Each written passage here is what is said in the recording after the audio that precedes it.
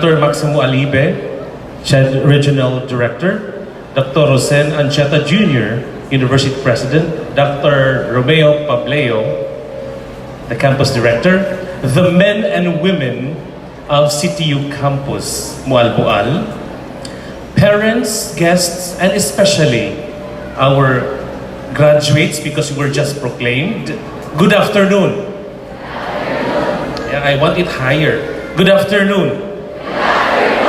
There you go. We're starting the ball game. All right.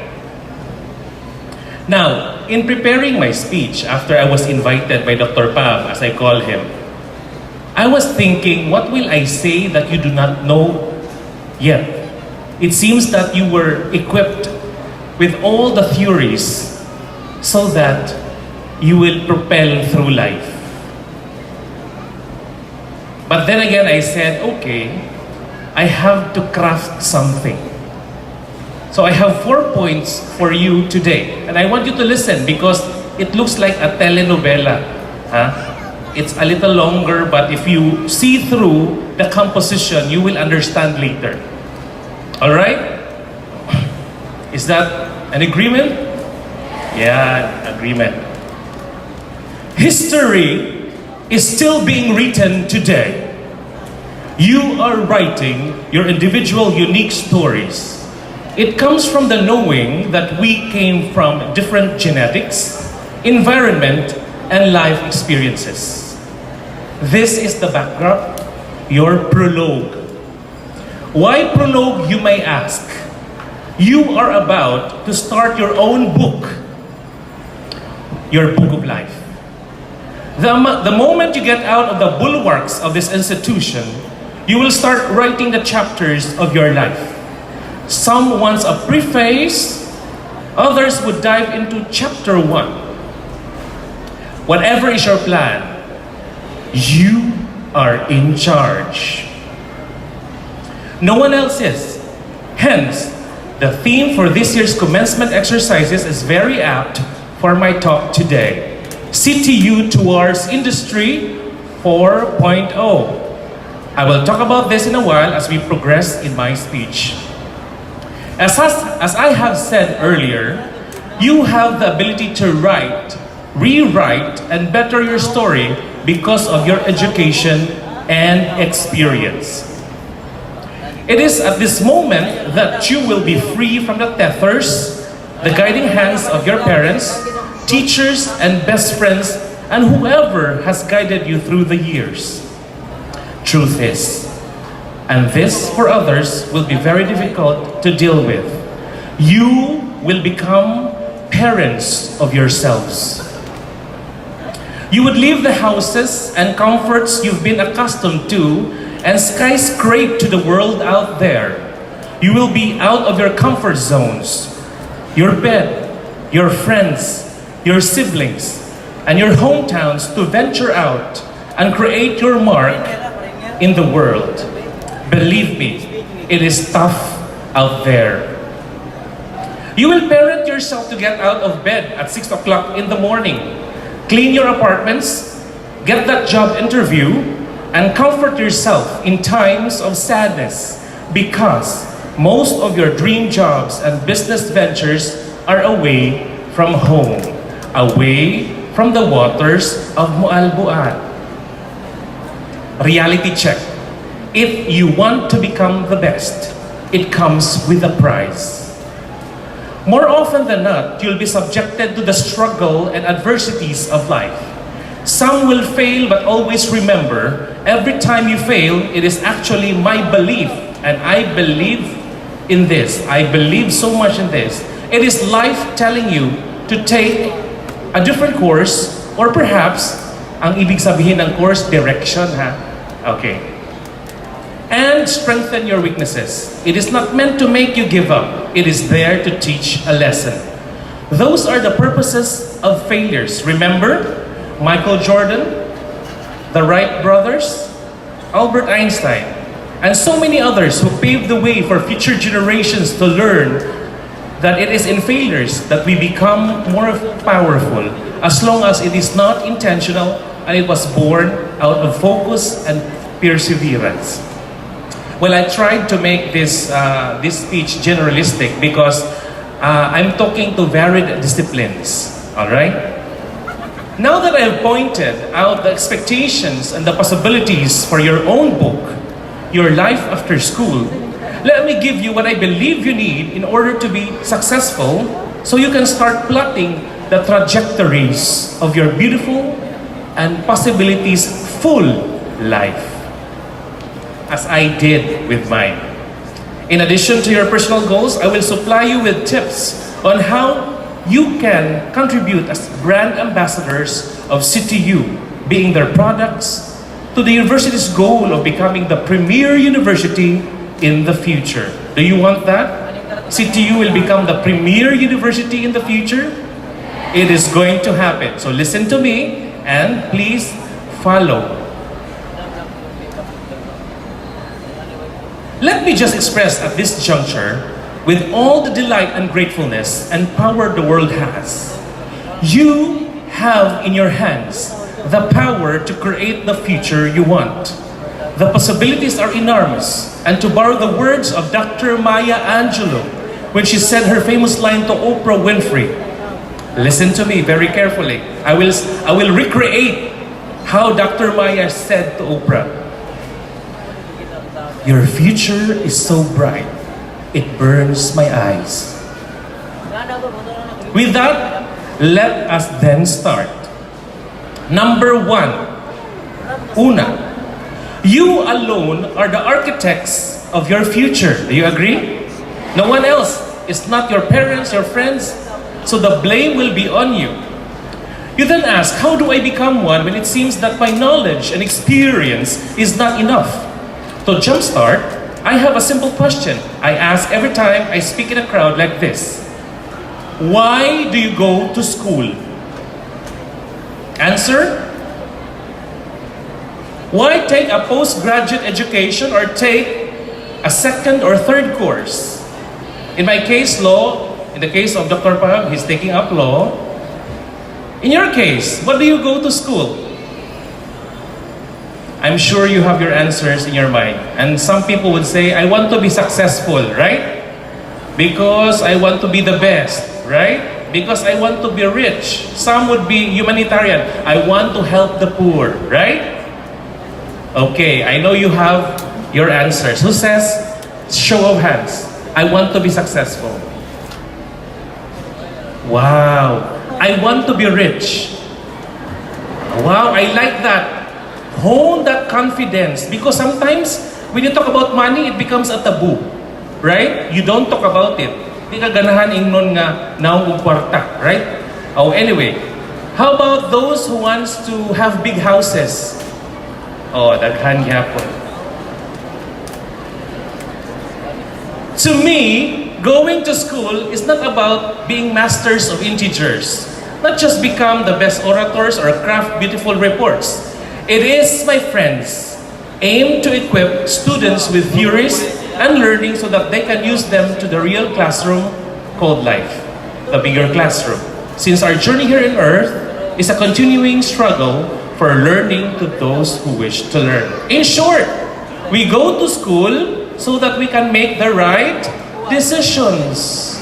I will repeat that. We make the right decisions. And if you can make the right decisions, more often than not, then you will become successful, you will become rich. Okay? Alright. A person with good decision-making skills commands a higher pay for their experience and expertise.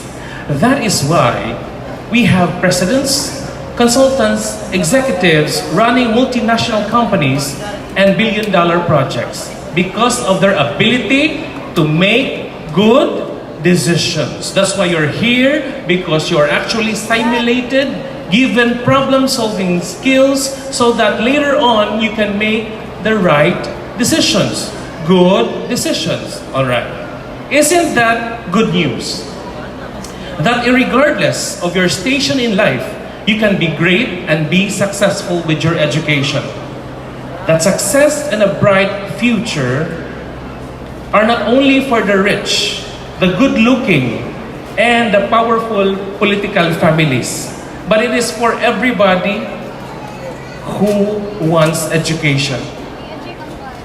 I am a firm believer that education is the greatest equalizer in society. It evens the playing field. No matter how rich you are, if you fail in math, you fail in math. No matter how beautiful you are, if you cannot construct good grammar, you fail in English. Right? No matter how powerful you are, your power will not be at par with the pen of your teacher because you failed to deliver your report. Therefore, you are lucky because you got with you education. As I've said a while ago, education is the greatest equalizer in society. It evens the playing field. Well, why do I say that? Because I too had made my life as big as I want to be, still cultivating to make it bigger, but I started very simple. Would you believe I lived in a pig pen? You know what is a pig pen? Ad sa baboy. My family, when I was small, lived in a pig pen. When I went to College of Law, I didn't know the next meal for the next day.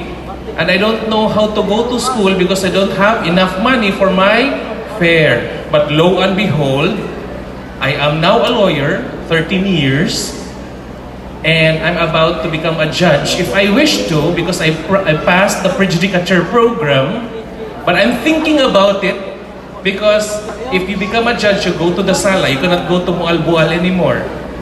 Okay? Alright, so those are some considerations. I then congratulate you because you had a good training from CTU compared to those who were not lucky to have college education. Do not waste the tool that this prestigious institution has implanted in you. Yes, education is your tool. It is your valuable seed. Make that seed grow and use that to make the right choices as you journey towards life. Be the best version of yourself.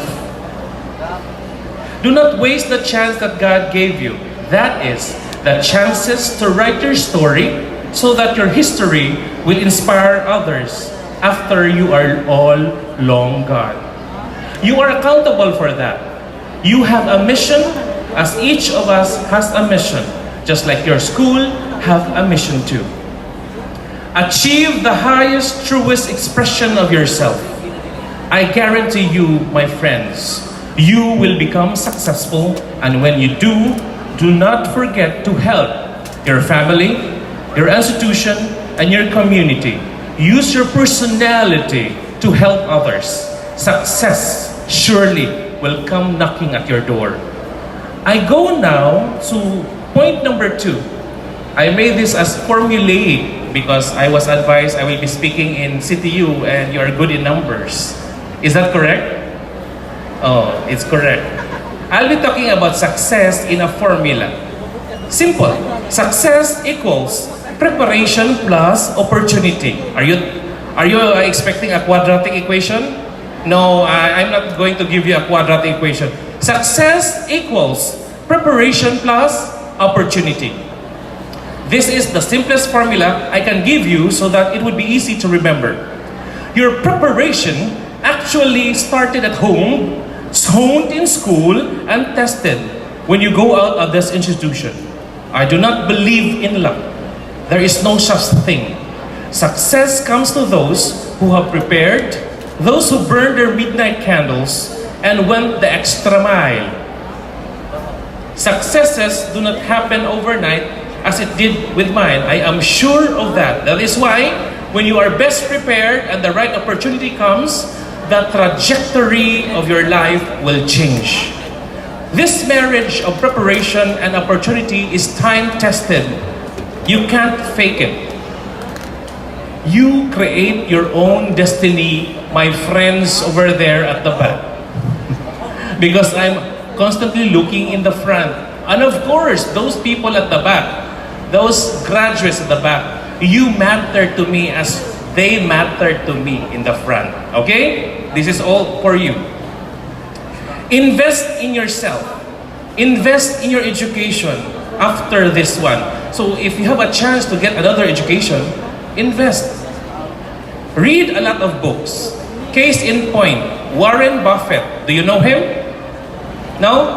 Okay. Warren Buffett, a famous American investor, reads 500 pages a day. According to him, I see a reaction here. I like this.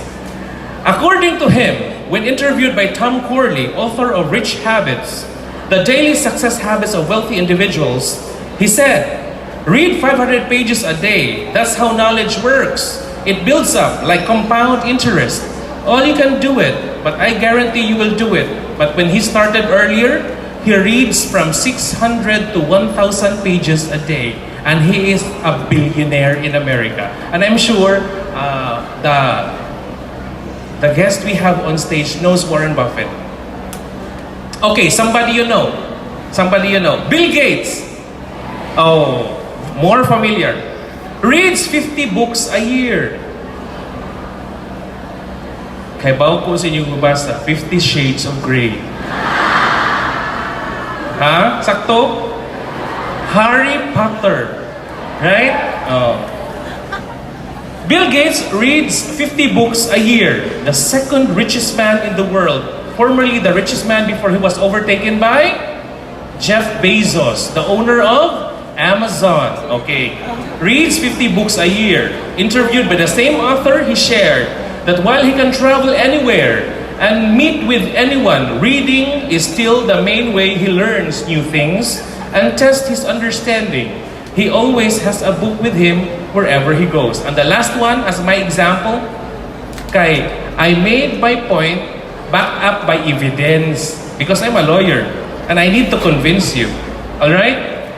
The third one is someone you are not very familiar with, but maybe you have read his name. Elon Musk. Have you heard of his name? Elon Musk. M-U-S-K. Elon Musk taught himself to build rockets by reading. The cost to build a rocket were prohibitively high. So Musk concluded he could do it himself after reading how to do it. He was driven by a specific desire to acquire specific knowledge.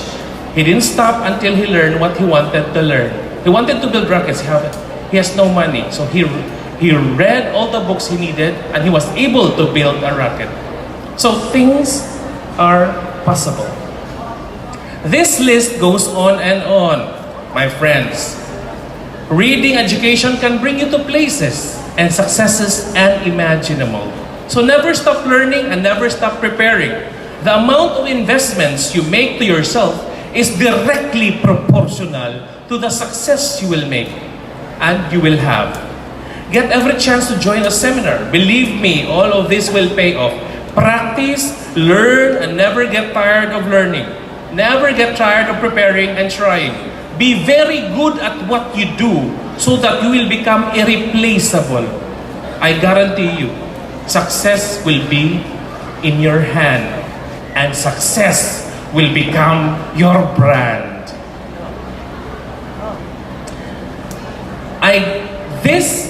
This guarantee is as sure as the sun rises in the east. Caveat though, as you prepare and live your daily lives towards success, be kind.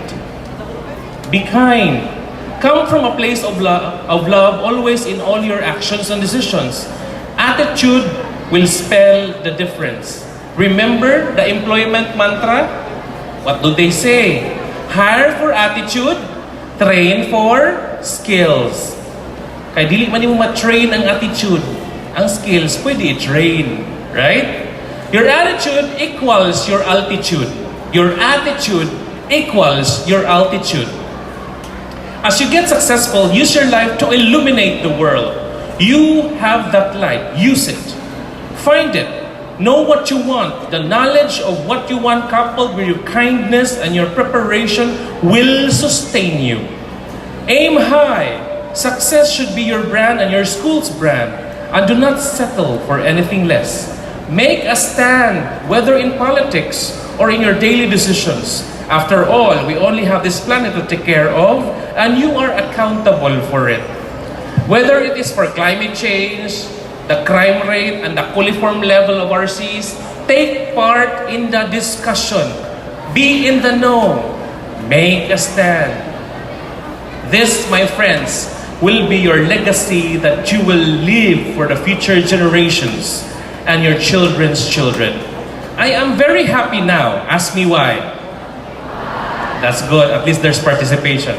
I am very happy now that mammals and dolphins have a legal standing to sue. Do you know that? Makakiha ang mga dolphin o ang mga isda. Have you heard of that? No. I will tell you the story then. I am very happy now that mammals and dolphins have a legal standing to sue.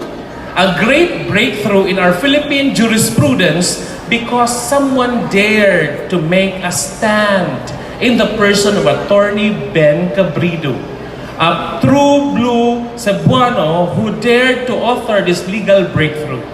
Something that future generations will use after we are all gone. Have you asked yourself, what will be your contribution? How do you want to be remembered when you leave this planet? Sir, sad oy, kanang leave the planet bago pagay mi ni graduate.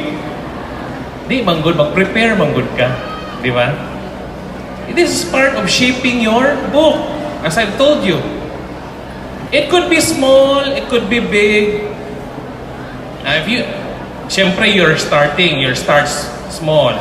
So, don't forget what Mother Teresa of Calcutta said. She said, I don't believe in great things, but I believe in small things done with great love. Make your own daily arcs. It will sustain you.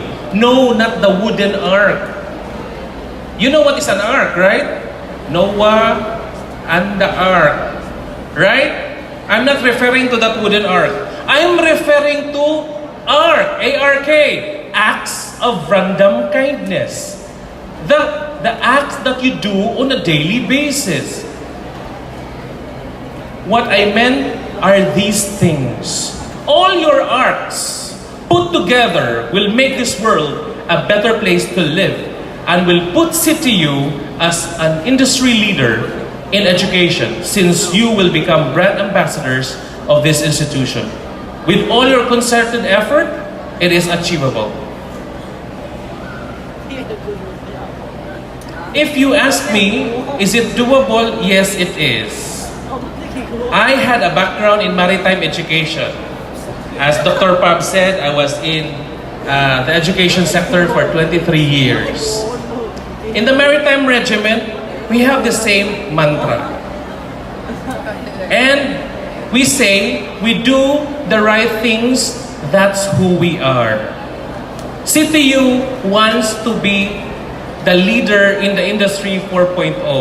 And your management is doing its best to achieve that. And I think that deserves a round of applause.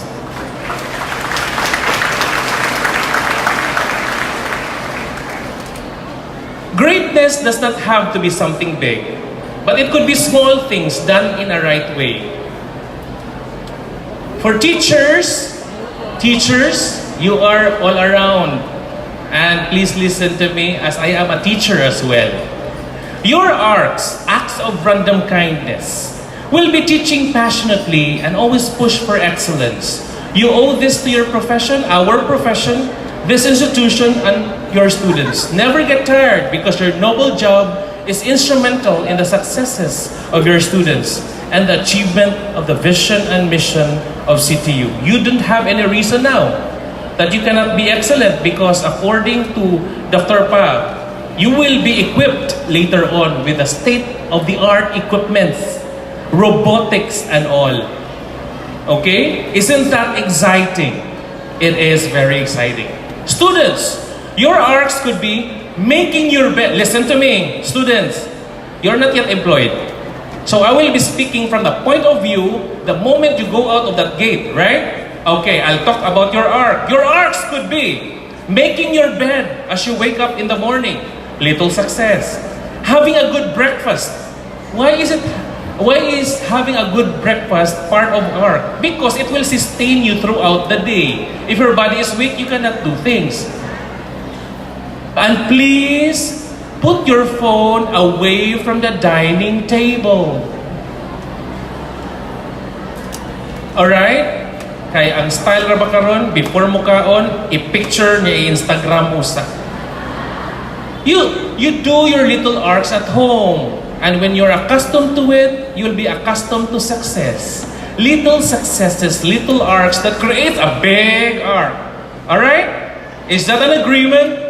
Very good. Very good. I love CTU Moalboal.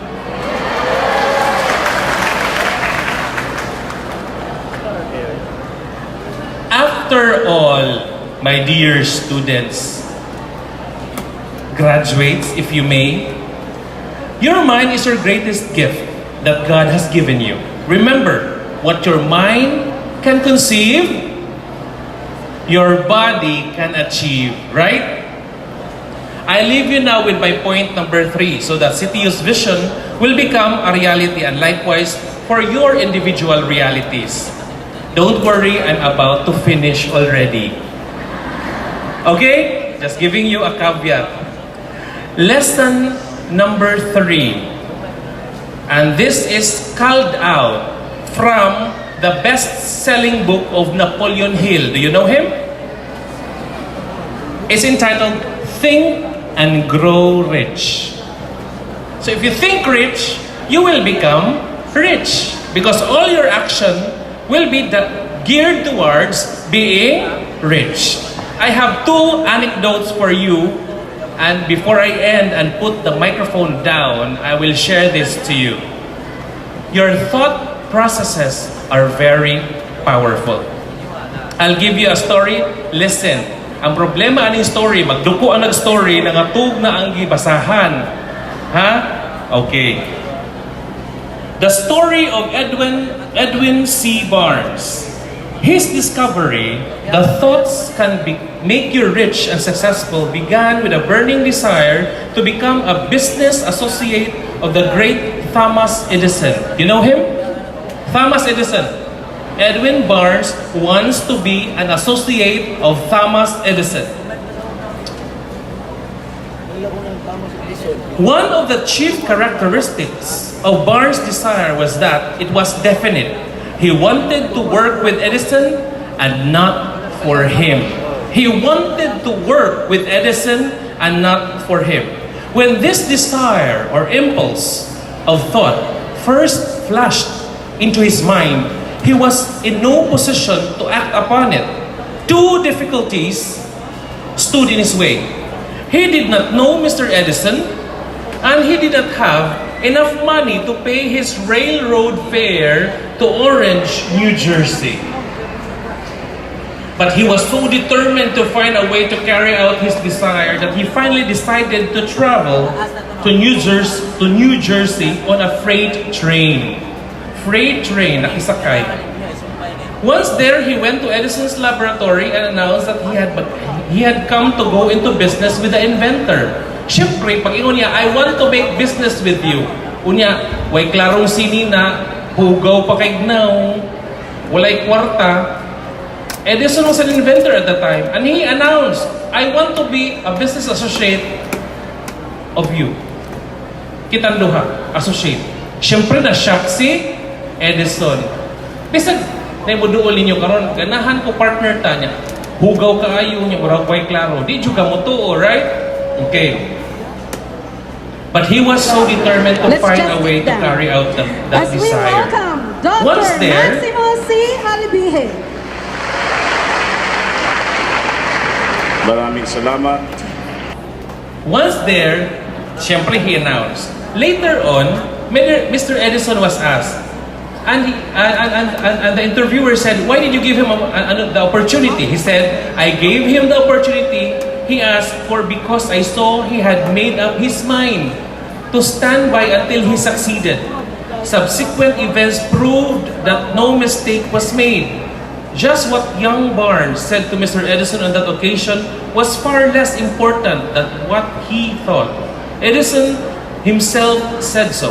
It was what he thought that counted. Eventually, the opportunity came. Mr. Edison had just perfected a new office device called the Edison dictating machine.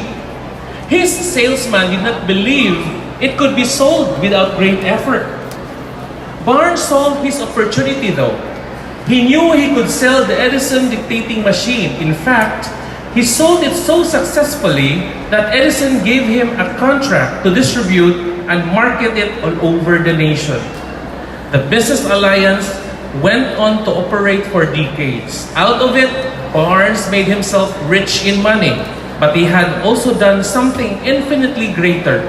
He thought himself into a fortune. He had nothing to start with except that capacity to know what he wanted and the determination to stand by that desire until he realized it. So you see,